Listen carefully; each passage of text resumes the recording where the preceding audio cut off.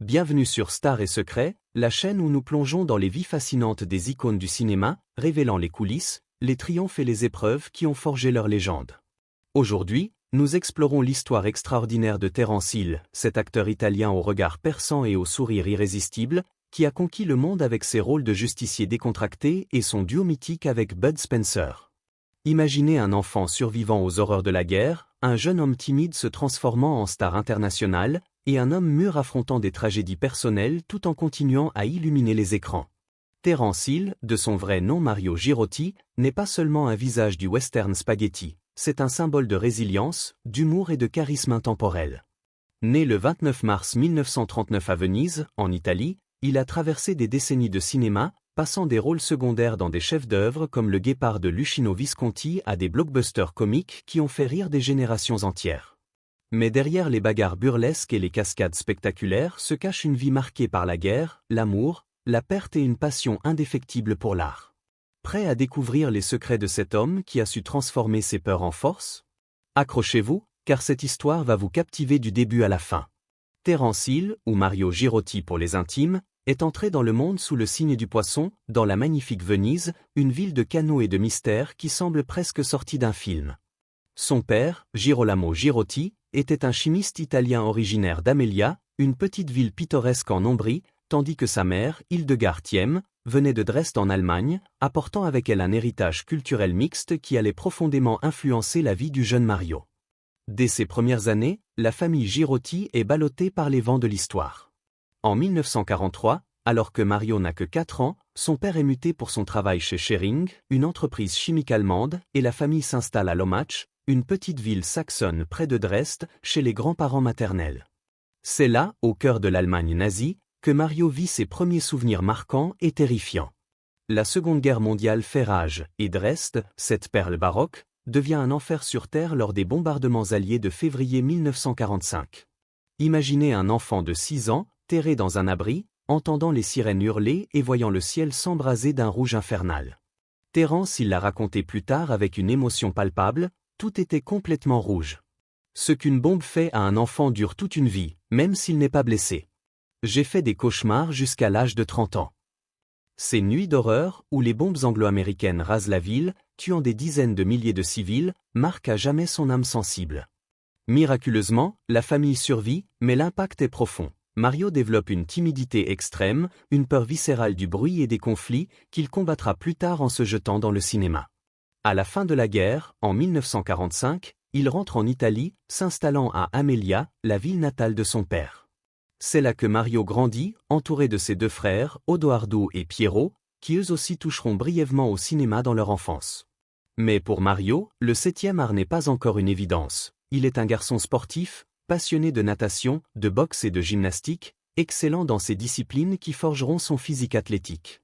L'entrée de Mario Girotti dans le monde du cinéma est presque un hasard du destin, un de ces coups de chance qui changent une vie.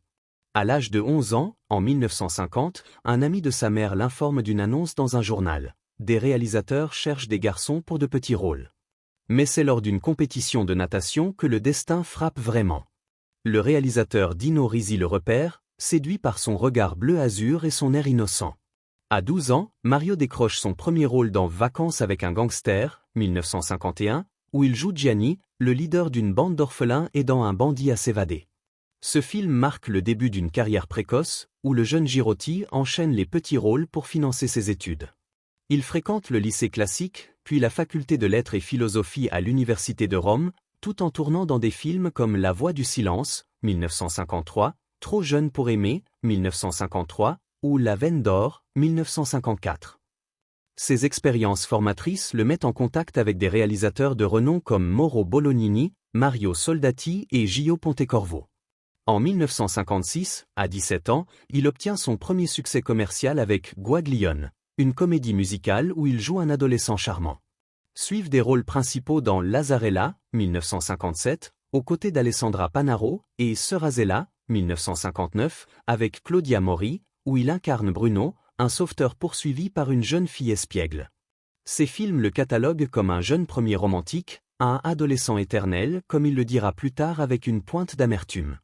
En 1960, il apparaît dans Un militaire et demi de Steno, et en 1961 dans Les Merveilles d'Aladin de Mario Bava et Henri Levin, aux côtés de Vittorio de Sica en génie. Ses rôles variés, souvent similaires, l'aident à surmonter sa timidité. Il fréquente même l'acteur studio pour gagner en assurance. Le tournant décisif arrive en 1963 avec Le Guépard de Luchino Visconti.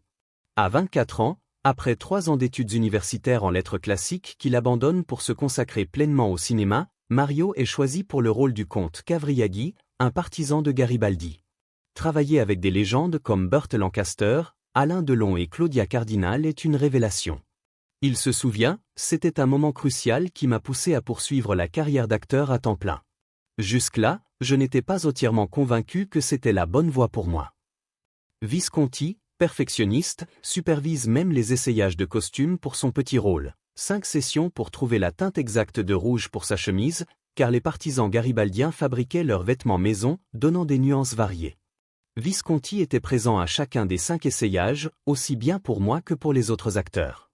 Aujourd'hui, je vois à quel point ce film a été soigné, c'est pourquoi il connaît encore un grand succès. Ce rôle lui apporte une reconnaissance considérable et lance sa carrière dans divers genres. En 1964, lassé d'être typecasté en adolescent romantique, Mario s'exile en Allemagne de l'Ouest, où il devient un pionnier des premiers westerns européens. Il tourne une douzaine de films, des westerns inspirés par l'auteur Karl May, comme Winnetou 2, 1964, et Parmi les vautours, 1964, mais aussi des drames et des films d'espionnage. Pour moi, c'était une période heureuse. J'ai quitté l'Italie pendant 3 ans car j'avais été catalogué dans des rôles comme Lazzarella et Serrazella, jouant l'adolescent éternel. Donc je suis allé en Allemagne et j'ai fait 12 ou 13 films. Ces productions allemandes, souvent basées sur des romans d'aventure, lui permettent de se réinventer, d'explorer des personnages plus durs et d'affiner son style athlétique. De retour en Italie en 1967, la vie de Mario Girotti bascule à nouveau. Sur le tournage de Dieu pardonne, moi pas, de Giuseppe Colisi, il rencontre 2 personnes qui changeront tout, Laurie Zwickelbauer, une américaine d'origine allemande qui deviendra sa femme, et Carlo Pedersoli, alias Bud Spencer, son futur partenaire légendaire. Le rôle principal était initialement destiné à Peter Martel, mais ce dernier se blesse au pied après une dispute avec sa petite amie, un coup de pied raté contre un mur. Mario est appelé en urgence. L'acteur qui devait jouer le rôle de Kat, Peter Martel, s'est disputé avec sa petite amie. Dans un accès de colère, il a donné un coup de pied, l'a manqué, a frappé le mur et s'est cassé le pied. Pour coller à la mode des noms américains dans les westerns spaghetti, la production lui donne une liste de 20 pseudonymes. Il choisit Terence parce que cela sonne bien et que les initiales TH correspondent à celles de sa mère, Hildegard Thiem. Bud Spencer, de son côté, opte pour Bud, de Budweiser, sa bière préférée, et Spencer, en hommage à Spencer Tracy. Le film est un succès retentissant, le plus vu de l'année en Italie, et marque la naissance d'un duo iconique. Leur chimie est immédiate. Terence, agile et malin, Bud, massif et bourru. Comment le couple avec Bud Spencer est-il né? Des festins gigantesques, des regards complices, une amitié sincère et des coups de faux. Ils tournent ensemble 18 films, dont 16 en duo principal, mélangeant western, comédie et action. Leur partenariat explose avec On l'appelle Trinita, 1970, d'Enzo Barboni, sous le pseudonyme Bécluchet. Terence n'était pas le premier choix. Franco Nero avait été approché mais était engagé aux États-Unis. Le film, où Trinita, Terence, un tireur paresseux, retrouve son frère Bambino, Bud, shérif voleur de bétail, devient le film italien le plus vu en salle jusqu'en 1986, non en recette mais en affluence. Sa recette? Un mélange original de comédie et de western, avec des scènes cultes comme Trinita dévorant une poêle de haricots après un jeûne de 24 heures pour plus d'authenticité. Avant de tourner les scènes où je devais manger des haricots, je jeûnais pendant 24 heures. Cela a bien fonctionné, et à la fin, la scène était si authentique que le réalisateur a décidé de la filmer en une seule prise. Le succès est mondial, propulsant le duo à la renommée internationale. La suite, on continue à l'appeler Trinita, 1971, bat des records, avec des scènes mémorables comme Trinita giflant un bandit après s'être entraîné sur un pilier chez lui, ce qui amusa sa femme qui le prenait pour fou. Leurs films suivants, comme S.I., 1968, Bootle, 1969, Watch Out, We Are Mad. 1974, avec ses poursuites en buggy sur Dune et sa bande-son d'Oliver Onion, ou Crime Buster, 1977, consolident leur statut. Terrence excelle dans l'humour physique. Il pratique le card trick avec le magicien Tony Binarelli, et ses gifles rapides deviennent légendaires. Au-delà du duo, Terrence brille en solo. En 1973, Mon nom est personne, produit par Sergio Leone avec musique d'Ennio Morricone, le voit face à Henry Fonda dans un western mêlant crépuscule du genre et légèreté. Leone avait décidé de ne plus faire de western, mais il aimait toujours le genre. Il a conçu un film visant à conclure l'ère du western. Classé 5e film le plus vu de la saison malgré le déclin des westerns, il reste son préféré. Les années 70 voient Terrence coécrire des scénarios et contribuer à la musique. Avec Bud, il refuse des rôles violents ou nus. Bud décline Satyricon de Fellini pour éviter la nudité, et Terrence évite des projets trop sombres. Leur message, du rire authentique, des coups irréels mais bons pour le cœur. En 1976, Terrence tente Hollywood avec Marche Ordi aux côtés de Gene Hackman et Catherine Deneuve, et Monsieur Billion de Jonathan Kaplan. Mais son cœur reste en Italie. Les années 80 marquent une évolution, Terrence passe derrière la caméra.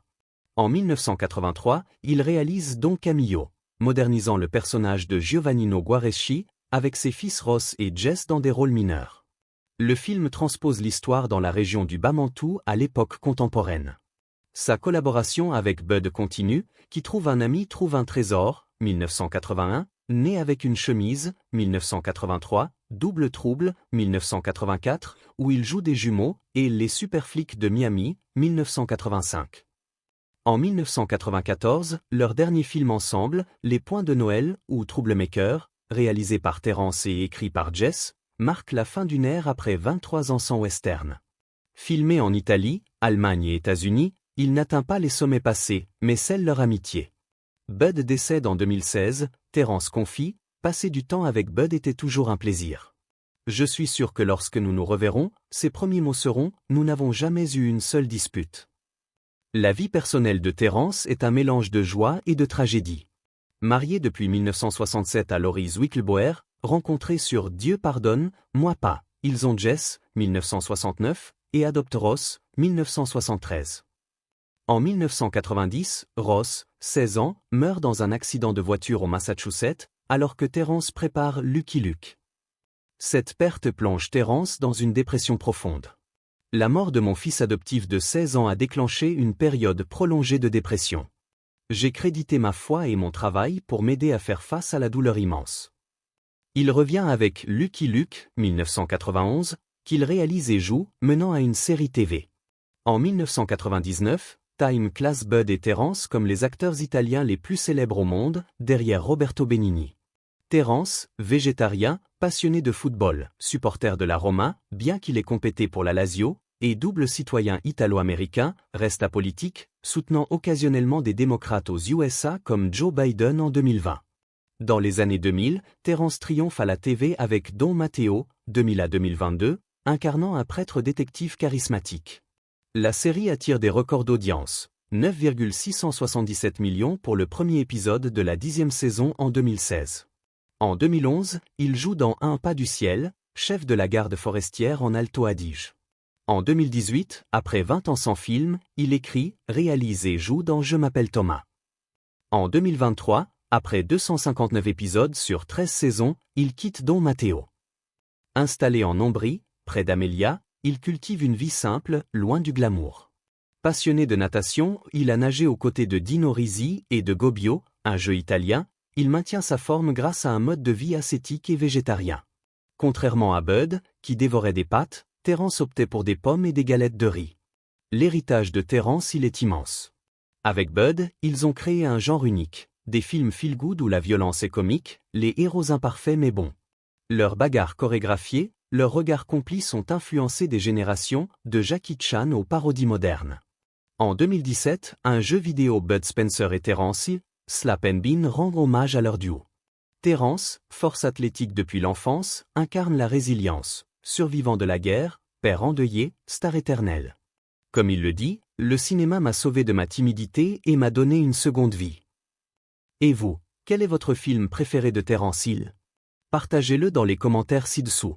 Si cette plongée dans la vie d'une légende vous a captivé, abonnez-vous à Stars et Secrets pour ne rater aucune histoire secrète des stars. Cliquez sur la cloche pour les notifications et likez cette vidéo pour soutenir notre chaîne. On se retrouve bientôt pour plus de révélations. Maintenant, approfondissons chaque aspect de sa vie pour vraiment comprendre l'homme derrière la légende. Commençons par son enfance traumatique, qui a forgé son caractère. Né dans une Venise envoûtante, Mario Girotti grandit dans un foyer où la science et la culture se mêlent. Son père, chimiste, travaille dur pour subvenir aux besoins de la famille, tandis que sa mère, allemande, apporte une discipline teutonne. Le déménagement en Allemagne en 1943 n'est pas un choix, mais une nécessité professionnelle. À Lommatzsch, Mario vit avec ses grands-parents maternels, observant les horreurs de la guerre. Les bombardements de Dresde, du 13 au 15 février 1945, sont un apocalypse. Plus de 3900 tonnes de bombes larguées par les Alliés, détruisant 6,5 km² du centre-ville, tuant jusqu'à 25 000 personnes. Mario, à 6 ans, voit le ciel rougeoyer depuis sa cachette. Nous avons vu Dresde brûler de loin. Le ciel était rouge sang, et les explosions résonnaient comme des tonnerres éternels. Ces images hantent ses nuits pendant des décennies, influençant peut-être son choix de rôle où la violence est atténuée par l'humour. De retour en Italie, à Amelia, il se réfugie dans le sport, natation, où il excelle, boxe pour canaliser sa peur, gymnastique pour renforcer son corps. Ses frères, Odoardo et Piero, partagent ses passions. Odoardo compétit même pour la Lazio en natation. Ces années formatrices posent les bases d'un homme résilient qui transformera ses traumas en art. Ses débuts au cinéma sont un mélange de hasard et de talent brut. Repéré par Dino Risi à une compétition de natation, Mario entre dans Vacances avec un gangster comme un ouragan. Le film, une comédie d'aventure, lui permet de jouer un gamin débrouillard aidant un évadé. À 12 ans, il gagne déjà de l'argent pour aider sa famille, tout en poursuivant ses études. Les années 50 sont prolifiques. Petit rôle dans Division Folgore, 1954, avec Mauro Bolognini, Abandonné, 1955, Folgore Division, 1955. En 1956, Guaglione le propulse, une comédie musicale où il chante et danse, attirant les adolescentes. Lazzarella, 1957, confirme son statut de jeune premier, aux côtés d'Alessandra Panaro dans une romance napolitaine. Serrazella, 1959, réalisé par Raffaello Matarazzo, le voit en sauveteur charmant, poursuivi par une ingénue. Ses films, souvent des musicarelli, comédies musicales italiennes, le cataloguent comme un beau gosse innocent. En 1960, Un soldat et demi de Steno le place en militaire comique. Les merveilles d'Aladin, 1961, est une aventure fantastique avec Donald O'Connor et Vittorio De Sica, où Mario joue un rôle secondaire mais mémorable. Cette mère pour Calais, 1962, et Le jour le plus court, 1963, ajoute à son CV. Mais c'est Le Guépard qui change tout. Visconti, maître du néoréalisme, le choisit pour son intensité. Le film, adaptation du roman de Tomasi di Lampedusa, dépeint la fin de l'aristocratie sicilienne. Mario, en comte Cavriaghi, interagit avec Lancaster et Delon, apprenant la rigueur, 5 essayages pour une chemise rouge parfaite.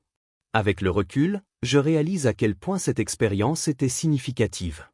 J'ai participé à la réalisation d'un film rare dans l'histoire du cinéma. L'exil allemand de 1964 à 1967 est une renaissance.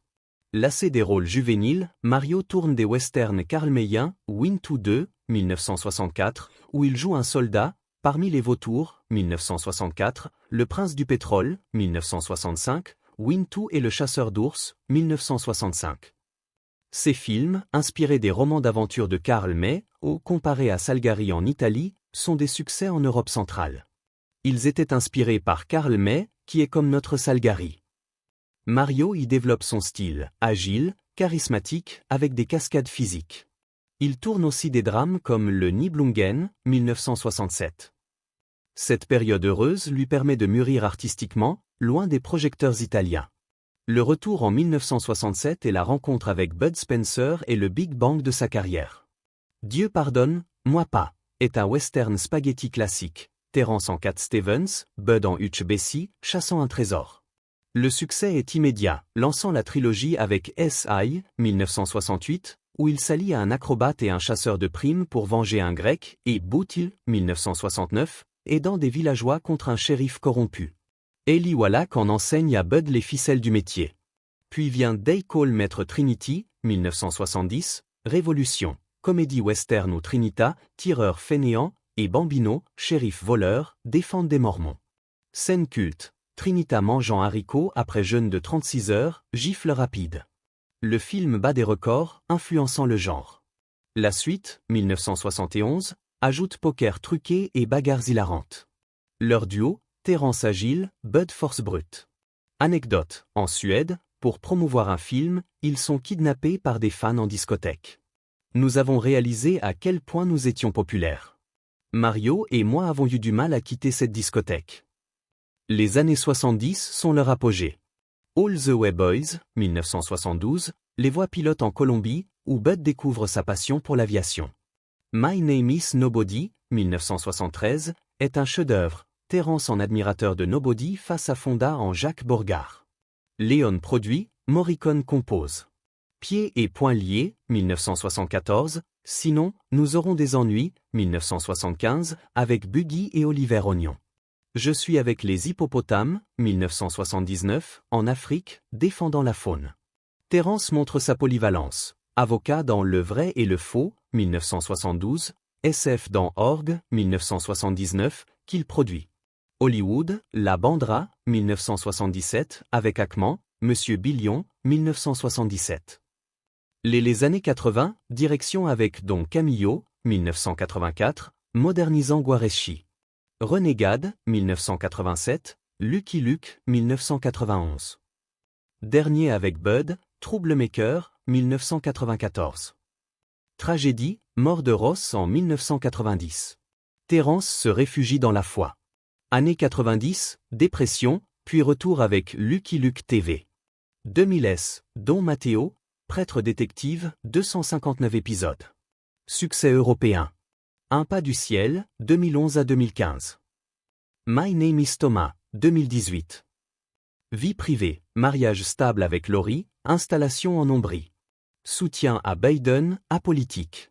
Héritage, influence culturelle, jeux vidéo, musée à Berlin. Végétarien, athlète, il reste en forme à 85 ans. Quel aspect de Terrence il vous touche le plus? Commentez.